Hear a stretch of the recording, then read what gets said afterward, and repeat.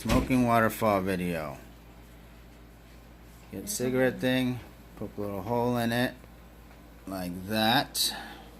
And then we're going to pause because we got to get a cigarette ready. Break the butt off and hollow it out. Be right back. All right, so now that you once you broke the this part off and you got all the tobacco out, you kind of lightly put it in there, but pointing it downwards so it's an actual, like, looks like a waterfall. That's up. And then you light the end. And there you have it, your smoke waterfall. That was really quick. That was cool though.